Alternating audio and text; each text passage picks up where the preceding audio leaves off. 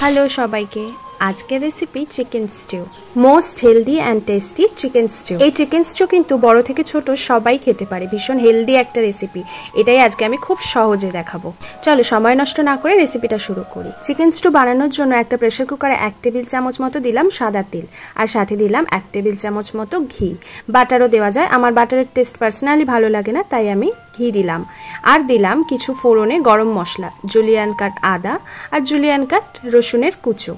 ঝালের টেস্ট অনুযায়ী একটা কাঁচা লঙ্কাও দিয়ে দিলাম। এই হেলদি চিকেন স্টুটা বানানোর জন্য আমি কি উপকরণ ব্যবহার করেছি তা একটার পর একটা এখন তাড়াতাড়ি দিয়ে দিলেও আমি কিন্তু ভিডিওটার মাঝে সমস্ত ডিটেলস দিয়েছি আমি এটাতে কি ব্যবহার করেছি। ভিডিওটা কন্টিনিউ করো, তাহলেই বুঝতে পারবে। ফোড়নটা অল্প একটু নাড়াচাড়া করেই দিয়ে দেবো এরপর কুচিয়ে রাখা সবজিগুলো। প্রথমেই দিলাম পেঁয়াজটা। এখানে আমি ইউজ করেছি একটা মিডিয়াম সাইজের পেঁয়াজ, একটা মিডিয়াম সাইজের পেঁপের অর্ধেকটা, আর আমার প্রয়োজন অনুযায়ী একটা মিডিয়াম সাইজের গোটা গাজর। এখানে বিভিন্ন রকম সবজি ইউজ করা যায়, আমার কাছে যেগুলো ছিল আমি সেগুলোই দিয়েছি। বিনস ইউজ করলে ভীষণ সুন্দর দেখতেও লাগে, তবে বিনস আমার কাছে ছিল না। সবজির পরিমাণটা কম বেশি স্টুয়ের পরিমাণ অনুযায়ী বাড়িয়ে বা কমিয়ে নিলেই চলবে।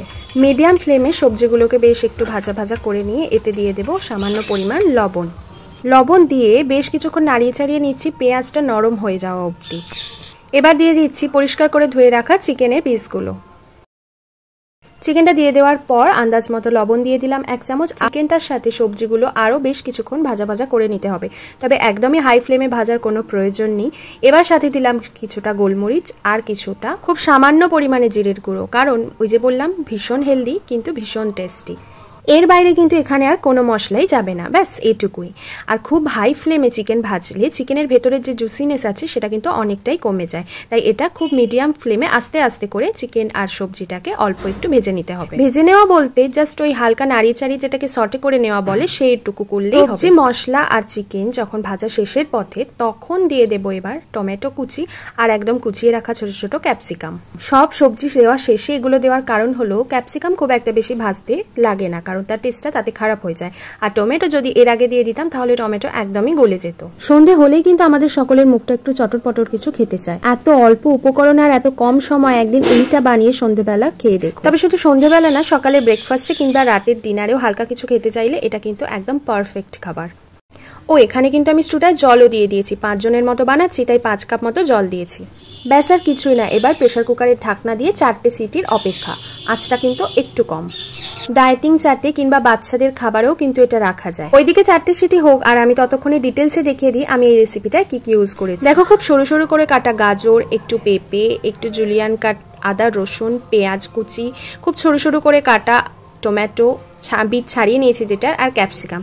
আর ফোড়নে যেগুলো দিয়েছিলাম ক্রাস্ট করা গোলমরিচ, 3টে লবঙ্গ, একটা দারচিনি আর একটা এলাচ। লাগছে 1 চামচ মতো গোলমরিচের গুঁড়ো, আর চিকেন তো লাগছেই। আমি নিয়েছি লেগের পিস, চিকেনের যে কোনো পিসই কিন্তু এতে নেওয়া যায়, সেটা কোনো অসুবিধা নয়। সাথে লাগবে 1 চামচ মতো কর্নফ্লাওয়ার, তবে যেটা আমি মনে করি স্যুপের ক্ষেত্রে এটা যদি নাও থাকে, না দিলেও কোনো অসুবিধা নয়, যেহেতু আমার কাছে আছে তাই আমি ইউজ করছি। 4টে সিটি হয়ে যাওয়ার পর গ্যাস অফ করে প্রেসার কুকারের হিটটা কমিয়ে নিয়ে আমি কিন্তু আবার প্রেসার কুকারটা গ্যাসে বসিয়ে দিয়েছিলাম একদম লো ফ্লেমে, কারণ যে কর্নফ্লাওয়ারটা দেখালাম ওটা কিছুটা জলে গুলে এটার মধ্যে দিয়ে দিলাম। দিয়ে দেওয়ার পর জাস্ট নাড়িয়ে চাড়িয়ে কয়েক সেকেন্ড ফুটতে দিলে রেডি আমাদের healthy and tasty chicken stew. গরম গরম চিকেন স্টু কিন্তু সন্ধেবেলা কিংবা সকালবেলা ব্রেকফাস্টে কিংবা রাতের ডিনারে কিন্তু বেশ লাগে। এবার এটাতে ওপর থেকে দেব কিছুটা গোলমরিচের গুঁড়ো আর কিছুটা লেবুর রস। সামান্য পরিমাণ একটু বাটারও দিয়ে দেওয়া যায়। বাড়িতে বাঁচাকুচা কিছু চিকেন থাকলে অল্প সবজি দিয়ে এটা কিন্তু একদিন বানিয়ে দিই। এই পর্যন্ত যারা ভিডিওটা দেখলে তারা প্লিজ কিছু কমেন্ট করে যেও। Thank you.